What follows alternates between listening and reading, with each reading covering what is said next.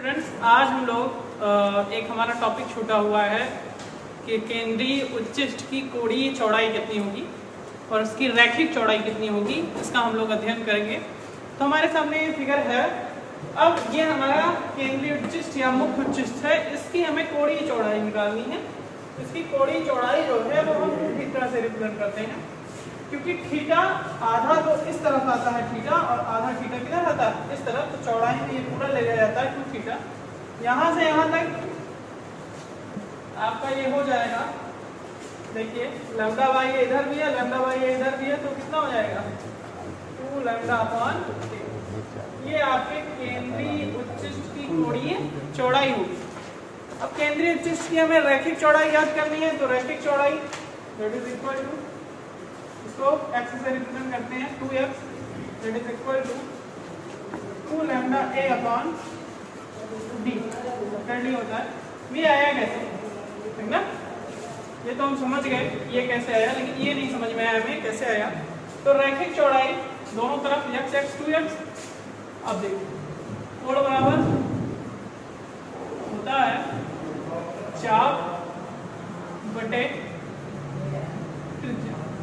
ठीक, जब हम लोग विवर्तन का फिगर पढ़ रहे थे ऐसे था, ये हमारी स्क्रीन थी, ये हमारा कोण उच्चिष्ट मिला है, ये ऐसे इसको देखें, ये कोई कोण बनाएगा, ठीक ना? तो कोण हमारा कितना था 2 थीटा, त्रिज्या कितनी है d, कोण गुणे त्रिज्या बराबर किसके, इस चाप के। ये इसकी रैखिक चौड़ाई होगी चाप की। ठीक, तो रैखिक चौड़ाई 2x, d हमारा यही रहेगा, 2 थीटा की वैल्यू क्या है 2 lambda upon a, that is equal to 2x। ये हमारी आ गई केंद्रीय उच्चिष्ट की रेखीय चौड़ाई। अब हम लोग एक हमारा टॉपिक आता है विभेदन सीमा तथा विभेदन क्षमता। ये आपके सिलेबस से हटा दिया गया है, लेकिन न्यूमेरिकल में इसका प्रयोग होता है, इसलिए हम आपको इसका फॉर्मूला बता देंगे। तो विभेदन सीमा ये हमारी होती है that is equal to 1.22 lambda upon capital T, ठीक ना? और जो विभेदन क्षमता होती है वो हमारी होती है 1.22 lambda upon 2 mu sine alpha. Alpha angle होता है, शंकु कोण होता है, म्यू उस माध्यम का अपवर्तनांक होता है जिसमें हमें विभेदन क्षमता ज्ञात करनी है। ये आपके इस वर्ष सिलेबस से हटा दिया गया है, इसलिए आप लोग केवल और केवल इसका फॉर्मूला याद करे रहिए। चलिए बेटा, ये आपके सामने प्रश्न है। सबसे पहले प्रश्न हल करने से पहले हम प्रश्न को अच्छे से पढ़ते हैं। पहला कि 2 तरंगों की तीव्रताओं का अनुपात 25:16। कितनी तरंगे हैं 2, और दोनों की तीव्रताओं का अनुपात 25 कितना है 16। मतलब दिया है कि I1 बटे I2 इज इक्वल टू 25/16। इसका ये कह रहा है इनके आयामों का अनुपात क्या है, ये हमको निकालना। तो अब देखिए तीव्रता और आयाम में संबंध होता है कि I = KA², ठीक ना? I1 = KA1² बटे I2 अगर करें इसके बटे में जाएगा K2²। K से K कैंसिल, I1 बटे I2 that is equal to A1² बटे A2²। या हम इसको कह सकते हैं कि A1 बटा A2 that is equal to √ I1 बटे I2। √ I1 बटे I2 है, तो I1 बटे I2 का मान रख दीजिए। A1 बटा A2 that is equal to √ 25/16। अब इसको हल करिए, 25 का क्या हो जाएगा 5 और 16 का क्या हो जाएगा 4। तो आपका आ जाएगा कि A1 बटा A2 बराबर 5/4। यह इसका पहला भाग तो हो गया। प्रश्न में आगे बढ़ते हैं। यदि दोनों तरंगें व्यतिकरण उत्पन्न करती हैं तो महत्तम तथा न्यूनतम तीव्रताओं का अनुपात क्या होगा?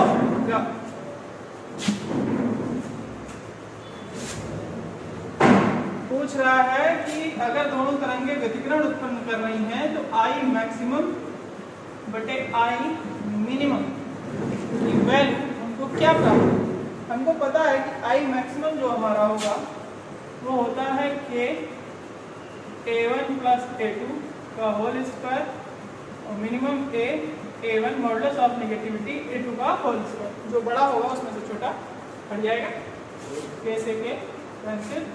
अब देखिए A1 बटे A2 बराबर 5 बटे 4। यहाँ पे हम तो चाहे कि मैथमेटिकली इसको सॉल्व कर सकते हैं, जैसे A1 बराबर हम लिख लें 5 बटे 4 A2, उसके बाद वैल्यू रखें, पूरा गुणा गणित करें और ये हमको वैल्यू मिल जाएगी। इसको सॉल्व करने की एक ट्रिक होती है, वो ट्रिक क्या है हम देखते हैं। जैसे कि क्या दिया A1 बटे A2 बराबर 5 बटे 4, तो हम मान लेंगे A1 बराबर 5 है और A2 बराबर 4, ठीक ना। ये ऐसा हमको इसलिए मिला क्योंकि जो ये मल्टीपल रहा होगा ये तो कट गया लेकिन ये कटा नहीं, ठीक ना। तो वो हमारा यहाँ डिवीजन है तो कॉमन लेने पे कट ही जाएगा, इसलिए हम ट्रिक में A1 बराबर 5 ले लेंगे और A2 बराबर कितना ले लेंगे 4 ले लेंगे, एक वैल्यू रख देंगे आई मैक्सिमम बटे आई मिनिमम, तो आपका हो जाएगा 5 घन 4 स्क्वायर बटा 5 माइनस 4 का स्क्वायर, 5 घन 4 9 का वर्ग बटे 1 का वर्ग, और 9 का वर्ग कितना होता है 81 बटा 1, तो आई मैक्सिमम अनुपाते आई मिनिमम की वैल्यू हमारी हो जाएगी 81:1। यही हमारा उत्तर है। दो इसमें आपसे पूछा गया था कि आयामों का अनुपात और अधिकतम तीव्रता और न्यूनतम तीव्रता का अनुपात, दोनों हमको ज्ञात हो गया। अब हम लोग अगले प्रश्न पर चलते हैं।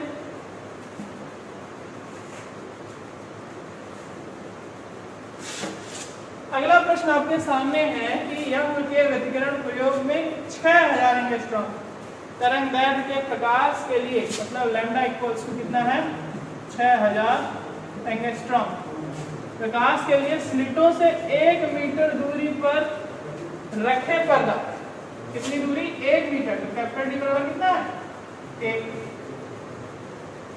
पर फ्रिंज की चौड़ाई 0.06 सेंटीमीटर, W बराबर दे रहा है 0.06 सेंटीमीटर। इसी स्थिति में यदि 5000 एंगस्ट्रॉम का प्रकाश, मतलब एक्सपेरिमेंटल सेटअप वही है, पर्दा वही है, स्लिट वही है, लेकिन प्रकाश कितना कर दिया जाए 5000 एंगस्ट्रॉम, मतलब लैम्डा कितना कर दिया जाए 5000 एंगस्ट्रॉम, तो फ्रिंज की चौड़ाई कितनी होगी, तो W का मान कितना होगा, ठीक ना। अगर ये इतना था ये इतना था तो W इतना था, ठीक। अब अगर लैम्डा इतना हो गया तो W क्या होगा, ये हमें निकालना है। हम इसको लिख लेते हैं लैम्डा 1, इसको लिख लें W, D तो समान ही रहेगा दोनों के लिए, ये लैम्डा 2 ये W, ठीक ना। तो फॉर्मूला लिखें W1 equals to capital D lambda upon small d, ये दोनों वैल्यू सबके लिए बराबर होंगी क्योंकि एक्सपेरिमेंटल सेटअप वही है, तो ये लैम्डा 1 हो जाएगा। इसी तरह से इसको लिख लेते हैं W2 equals to D lambda 2 बटे स्मॉल d, W1 बटे W2 कर दीजिए, D बाई डी से D बाई डी कैंसिल, क्या बचेगा लैम्डा 1 बटे लैम्डा, हम लोग वैल्यू रख देते हैं। W1 आपका कितना है 0.06 बटे W2 that is equal to lambda 1 कितना है 6000 एंगस्ट्रॉम बटे 5000 एंगस्ट्रॉम, एंगस्ट्रॉम कैंसिल, 0 से 0 कैंसिल, आपका हो जाएगा W2 इक्वल्स टू 5 गुणे 0.06 बटे 6, भाग दीजिए 0.01 हो जाएगा, गुणा कीजिए तो W2 इक्वल्स टू 5 0 5 1 5 2 पे 10 और वैल्यू इसकी क्या रहेगी सेंटीमीटर। तो दूसरे तरंगदैर्घ्य का प्रकाश डालने पर हमें जो नई फ्रिंज चौड़ाई प्राप्त होगी वो 0.05 सेंटीमीटर प्राप्त होगी। चलिए अगले प्रश्न पर चलते हैं। अगला हमारा प्रश्न है कि यंग के डबल स्लिट एक्सपेरिमेंट में पर्दे पर पहुंचने वाले तरंगों का पथांतर कितना है, लैम्डा बाई 6 है। इस बिंदु पर तीव्रता I तथा अधिकतम तीव्रता I नॉट का अनुपात ज्ञात करना। हमारे पास फॉर्मूला होता है कि I equals to I not cos square pi by lambda गुणे डेल्टा x, जहां आपका डेल्टा एक्स क्या है, पथांतर वैल्यू रख दे। पथांतर आपका कितना दिया गया है, लैम्डा बाई 6।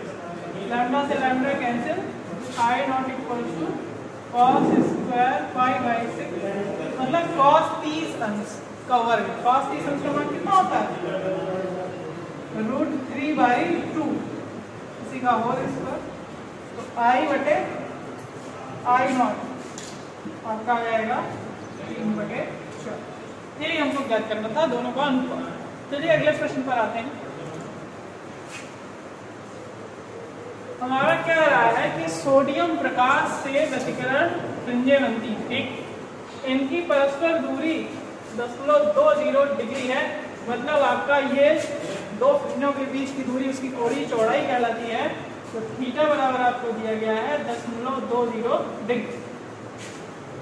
फ्रिंजों की कोणीय चौड़ाई की होगी यदि पूरा समायोजन जल में डुबो दिया जाए। कह रहा है कि वायु में तो इतना है, ठीक ना, लेकिन जब जल में जाएगा तो ये कोणीय चौड़ाई कितनी हो जाएगी। हमारे पास कोणीय चौड़ाई का जो सूत्र होता है theta equals to D lambda upon D, ये हमारे पास फॉर्मूला होता है। अब अगर ये थीटा वायु में है, एयर लिख लेते हैं, तो ये डी बाई डी तो नहीं बदलेगा, लेकिन लैम्डा जरूर बदलेगा, लैम्डा इन एयर हो जाएगा। और ये theta in W, D by D lambda in water, ठीक ना, दैट चेंज होगी। इक्वेशन फर्स्ट ये है मान लें, इक्वेशन सेकंड ये मान लें, और इन दोनों को आपस में भाग कर दें। आपका आ जाएगा थीटा ए थीटा डब्ल्यू that is equal to lambda a बटे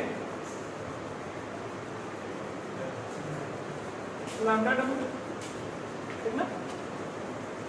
अब हमको लैम्डा ए तो पता है, लेकिन लैम्डा डब्ल्यू नहीं पता। हम लोग चले आते हैं स्नेल के नियम पर, जहाँ कहता है कि 1μ2 that is equal to v1 बटे v2 इक्वल्स टू लैम्डा 1 बटे लैम्डा, ठीक ना। तो 1μ2 मतलब μ2 बटे μ1 हो जाएगा, दैट इज इक्वल टू μ2 बटे μ1 क्या हो जाएगा। थीटा ए आपका कितना है 0.20 बटे थीटा डब्ल्यू। जल का वर्तमान दूसरा माध्यम जल है जिसमें डुबोया गया है, कितना है आपका 3/4, और वायु का कितना होता है 1, एक से मतलब नहीं। तो थीटा डब्ल्यू आपका कितना हो जाएगा 0.20 × 4/3, ठीक ना। तो 0.80/3 तो 0.3 3 6 18 या 2.66 यहाँ पे सकते हैं 2.27 डिग्री, ये इसका उत्तर। चलिए अब अगले प्रश्न पर चलते हैं हम लोग। चलिए हम लोग अगले प्रश्न पर अपने चलते हैं। प्रश्न है कि किसी 2×10⁻⁵ मीटर चौड़ी स्लिट, सिंगल स्लिट है, तो दिया है कि a इक्वल्स टू 2×10⁻⁵ कितने 5000 एंगस्ट्रॉम तरंग लैम्डा इक्वल्स टू 5000 एंगस्ट्रॉम तरंग का प्रकाश लंबवत पड़ रहा है। तो विवर्तन प्रारूप में केंद्रीय उच्चिष्ट की कोणीय चौड़ाई equals to 2 lambda upon e, या हम लोगों ने पढ़ रखा है एक फार्मूला होता है। तो 2×5000 एंगस्ट्रॉम बटे 2×10⁻⁵ मीटर है, 2 से 2 कैंसिल हो गया। एक एंगस्ट्रॉम में कितने मीटर 10⁻10, तो ये हो जाएगा 5×10⁻⁷ बटे 10⁻⁵, तो हो जाएगा 5×10⁻² या 0.05 रेडियन, ये आपका आंसर हो गया। अब अगले पे चलते हैं। अगला हमारा है कि 6000 एंगस्ट्रॉम तरंग लैम्डा बराबर कितना दिया गया 6000। फ्रॉम तरंगांतर का प्रकाश 6 × 10⁻⁴, ये आपका 6 × 10⁻⁴ कितना है -4 लंबवत पड़ता है। तृतीय निम्नलिखित की कोणीय स्थिति, तृतीय निम्नलिखित की कोणीय स्थिति ±3 λ/a, तो प्लस माइनस लगा दीजिए। लैम्डा कितना है 6 × 10⁻⁷ बटे, ये सेंटीमीटर में है याद रखिएगा, तो इसको मीटर में चेंज कर लें या तो इसी को सेंटीमीटर चेंज कर लेते हैं। 1 × 10⁻⁻,